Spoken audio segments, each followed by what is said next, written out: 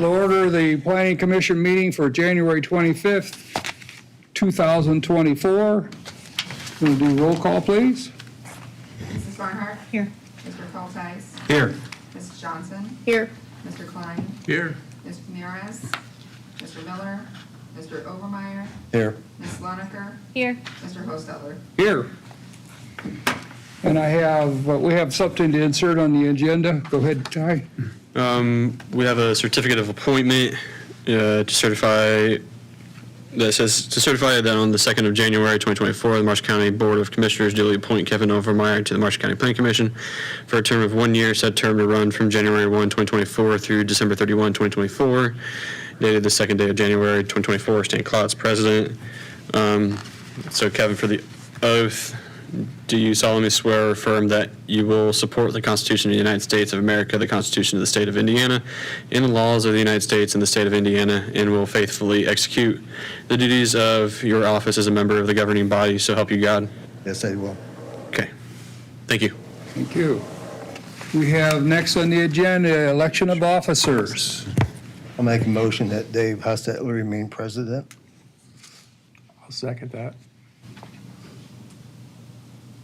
I'm thinking. It's been a tumultuous year? Is that the proper word? Whatever, it's been a year. The worst is behind us. Well, the work is done now, let's be honest. We don't need, do we just vote? Can we do it all at once? Yeah, why don't we do them all at the same Just keep all time? the officers the same? You want to change that motion to all officers then? Is it? So Your president, here's the election of Vice Treasurer, officers. Secretary.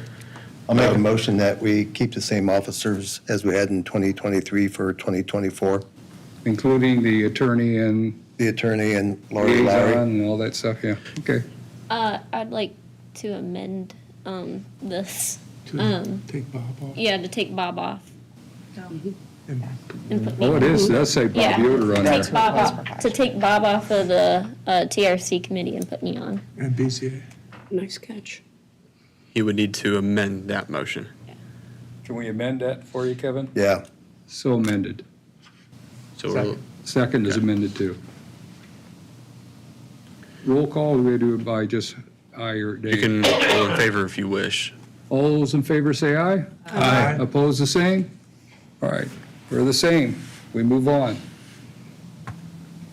All right, we have the minutes. for- Bob Yoder off as the alternate on the TRC too? Yep. Okay. Yep. Now, did we officially put her on as his replacement then? Right, that was a part of the motion. She Right, okay. made a suggested change Perfect. to Perfect. switch that. All right, we have minutes for the December 28th meeting. Has everybody had a chance to review? Motion to approve? Have a motion to approve Second. and a second to approve the January 28th meeting minutes as submitted. All those in favor say aye. Aye. Opposed, the same? Motion carries. Let's go on to 24 PC 01. Oh, now we see why Mr. Rippey's sitting in here. Sorry about that. 24-PC-01 Rippey Adam, 4860 North Underwood Road, Walkerton, Indiana. Applicant is seeking to rezone the property from A1 agriculture to agricultural district to A3 agricultural residential. Now, do you want to give us our information? Would the applicant be able to come up to the center podium, please? If you'd like to come up as well, if you wish. Entirely up to you. Please state your name and address for the record, please. Adam Rippey, 4860 Underwood Road, Walkerton, Indiana, 46574. And I'm James Rippey, 4810 North Underwood Road, Walkerton, Indiana. Thank you. So the applicant is seeking to rezone the property from A1 Agricultural District to A3 Agricultural District. Here is the subject parcel highlighted in light blue, and then you can see on the right-hand side, Lake Residential runs all the way up to the property, and then it changes to A1 Ag after that, and this is the last parcel before you go across the ditch that runs along the southern portion of the property. So just as a point of reference for this, here's the two district standard series. On the left, you have A1, and on the right, you have A3. A1 has a minimum lot area per residential unit of 5 acres, whereas the minimum lot area per residential unit is 1 acre in the A3 district. The desire for the property is to subdivide into 2 pieces to allow Mr. Rippey to be able to build a new house on the property through the John Glenn Building Trades Association. In terms of the permitted uses for residential, they are identical. Where it begins to get entirely different is the long use series in terms of ag uses, as well as many of the other special uses. A3 is a significantly more pared down, restricted zone in terms of those matters, but it's more of a residential subdivision, if you want to think about it that way. So we went out to the property and visited there. We were able to take pictures from the road, as well as up to the property to provide some additional context looking across the property. And then you can kind of see the ditch that runs the southern portion of the property.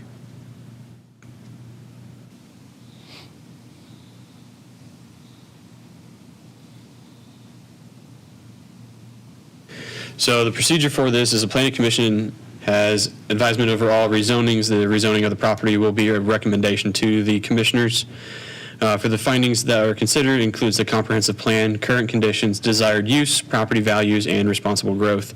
For finding number 1, the comprehensive plan designates this region as a mixture of agricultural and conservation. The agricultural land use allows for some residential development, whereas the conservation land use has areas of heightened environmental sensitivity. It also allows for very limited rural residential development and may be appropriate adjacent to conservation areas to take advantage of their aesthetic properties. For finding number 2, the property currently has a small house on the property. For finding number 3, the size and shape of the property does not promote standard crop agriculture on the property is more suited for residential dwelling. For finding number 4, the proposal should have minimal impact on adjoining properties. For finding number 5, the proposal will promote responsible growth provided that the growth is considerate of the environmental sensitive features. So for recommendation based on the information provided and reviewed by the Technical Review Committee, staff, and TRC would recommend approval of the proposal. It is now up for board recommendation. Do you have anything you need to add, what he presented to us? No, it's all true, other than the fact I don't really know how it got zoned A1 originally, since it's under that 5-acre minimum, so I think just moving it to A3 makes more sense all the way around. We have to have a hearing for this too, don't we? That's correct. I move that we open a public hearing for K 24-PC-01. I'll second that. We have a motion and a second to open public hearing. Anybody here want to speak in favor of this? I speak. Yeah, we live in a I house. forgot to vote, didn't I? Yeah, you did. All those in favor say aye. Aye. Opposed, same. Sorry about that. It's okay. We have property adjacent to this property. It's a rather large log home that we built ourselves, and my son hopes to eventually buy that house. It's a little too much now for my wife and I to handle in our old age. So we're looking to build I guess you could call it a little retirement home, and hopefully through the building trades program at John Glenn to do that. Something that we can handle a little bit easier. So a couple of acres is what we probably build on. Did you state your name? James Rippey, yes. Okay. Did, You remember? so you already have the building trades class set up to do your house then? It's pretty much just waiting on this approval here, actually. We hope to do it this year, if not next year. It just depends on the financing, everything comes through in time. Anybody else here want to speak in favor? Anybody here want to speak against? I'll make a motion to Oh, wait a close. minute, any correspondence? No, sir. Make a motion to close the public hearing. I have a motion to close, Second. and a motion is second to close the public hearing. All in favor, say aye. Aye. Opposed, the same. Public hearing is closed. Any more comments, any more questions? Just be aware, I'm sure you know, that that southern part of that lot is burdened by that 75-foot drainage easement. Any Any construction within that would need approval from the Drainage Board. Okay. Is that 75 foot from the road or from the ditch? It's 75 feet from top of ditch bank, Okay, both sides. gotcha. Okay. Well, I'd move approval of 24-PC-01 as presented. I second that. Have a motion and a second to approve 24 PC-01. All those in favor say aye. Oh, no, we have to roll call. Sorry. Mrs. Barnhart. Yes. Mr. Coltheis. Yes. Mrs. Johnson. Yes. Mr. Klein. Yes. Mr. Obermeyer. Yes. Ms. Sloniger. Yes. And Mr. Hostetter. Yes. You got what you want? Okay, thank you very much. Thank you. So we can go through with getting a surveyor to take care of it. Work with Ty. He'll lead you the right direction. Okay. I'll lead you astray, and then you'll wonder why you got there, so. All right. All right, thank you. Yep. You're welcome. Thank you. Do we have any other business for tonight? We do. We had a discussion that was brought up about tree buffers. Mr. Stackhouse, you want to come up for us, please? So this was kind of brought up in relationship to our ordinance. Unfortunately, clipped off the bottom portion of Article 3 where it talks about tree buffer setbacks. And so we were able to provide him with the full portion of it after going back a couple versions to be able to pull that box down and pull that information out. There's no known amendments from today dating back to the 2007 rewrite. We corresponded a couple times talking a little bit about how it reads, most specifically in relationship to items B and C that read as, I'll just read the whole section. So under Article 3, Section 130, subsection 4, a 30-foot buffer setback for all property lines shall be provided in the A1, A2, and A3 zoning districts. There shall be no gardens, flowers, trees, landscaping, or other vegetative material deemed by the zoning administrator which would restrict the normal agronomic practices of crop and horticultural production. The buffer setback shall not apply to crop or horticultural production or forestry. And then C, the buffer setback shall not be required when the property adjoining the property line is 5 acres or less in area. So the interpretation provided was that B would be in reference to woods that are actively managed and harvested in terms of forestry, and woods would be a natural space that is not actively managed. Then C, the way it is understood is that it is if the adjoining parcel to yours is 5 acres or less, the buffer standards would not apply to them. Also that the standards would apply to new planting, not necessarily old growth. And so I'll kind of let Mr. Stackhouse kind of go into a little bit of his interest in that section of the ordinance and some of the concerns and questions he has. Brad Stackhouse, 6808 9B Road, Plymouth. Thank you. Thank you for your service. Been in here, I think, a few times in my life. And last time I was in this, I was here in 2007 when the rules were written, speaking for that from an agricultural standpoint. So I just want to address one question. I have one comment. It's going to be really brief. So hopefully you'll enjoy that. My question about item number C, it says, as you read, it says if the parcel adjoining your parcel is 5 acres or less, the buffer standards would not apply to them. And that's where I have a little bit of a problem. We've, how do I say this and be really diplomatic? When people move to country, obviously they have certain expectations, and we understand that as farmers, and farmers have certain expectations too, as well as right to farm acts from the government and the state. So when we ran into situations this past winter, or this winter actually, where I cleaned a fence row back, not even to the fence line. And because I did that, I've got a parcel of 13 acres that's divided between 4 homes. And they're upset, and they go, already contact a lawyer, so I've had to contact my lawyer, so now we're going back and forth. But the bottom line is this, the buffer zone, and I had to look at buffer zone exactly to see what your exact interpretation was for that meaning in this particular application. You've got a 20-foot setback, so, this is all new production, but at the same time is, how do we address this problem in our county, which our county is more progressive than most in this situation? It'd be nice if we could come up with some kind of lockdown position that makes us kind of ironclad, because the Indiana state law says that I'm entitled to, let me back up a second. The homeowners in this area says any tree on that property is their tree. Well, I don't dispute that. I'm a tree lover myself. I take trees out of my fence lines and move them home around my property, so I'm not anti-tree. What I'm anti is driving a several $100,000 combine down along a tree line with trees hanging down 8, 7 feet high. And that's basically what I addressed in this situation. So the question about this is, says, on parcels less than 5 acres, why would a parcel less than 5 acres be different than any other parcel? I mean, that's the bottom line here. I mean, I got 13-acre parcel, and I've tried to be a good neighbor, but it's never happened because they don't allow me to be a good neighbor. But at the same time is, why 5 acres? That's the main question here. So I'm asking you to look into that, because I don't think that's actually, because you want me to drive a combine, Mr. Oldmeyer, I understand this, you drive a planter through the field, now because the buffer setback is 30, not 30, it's 30 feet now on a regular field, or a regular one parcel, then you got this situation where they're under 5, now I'm going to make a jog with my planter and go around because I can't really operate that area. And so, I'm not complaining, I'm just stating the fact that this is a continual problem for everybody in agriculture.